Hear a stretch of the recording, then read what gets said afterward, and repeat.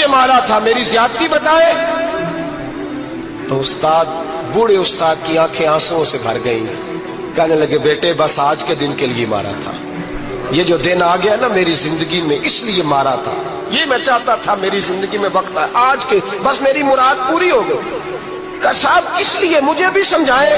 آپ فرمانے لگے کتنی دیر ہو گئی تجھے مار کھائے ہوئے، کتنا زمانہ بیت گیا؟ کہنے لگا 22 سال. پر میں زخم بھولے تو نہیں، درد ختم تو نہیں ہوئی، تمہیں بات 1 منٹ کے لیے بھی تمہارے حافظے سے محو تو نہیں ہوئی؟ کہ استاد جی روز رات کو یاد آتا، روز خیال آتا تھا. استاد کہنے لگے بھائی تو بے اختیار تھا، پوچھ نہیں سکا، 22 سال تجھے یاد رہا. مجھے پتا تھا تو ایک دن حکمران بنے گا، میں نے تجھے اس لیے مارا تھا کہ بیٹے یاد رکھنا، کسی پہ ظلم نہ کرنا. اگر تجھے 22 سال تک یاد رہا ہے تو جس پر تو ظلم کرے گا اسے بھی قیامت تک یاد رہے گا. اور یہ یاد رکھنا، تو آج با اختیار ہوا تو تو نے مجھے بلا لیا ہے، قیامت کے دن غریب با اختیار ہو جائیں گے، مظلوم با اختیار ہو جائیں گے. وہ با اختیار ہوں گے للہ الواحد القہار، رب کریم کی بارگاہ کے اندر ان کا اختیار ہوگا، اکیلے اللہ کی حکمرانی ہوگی.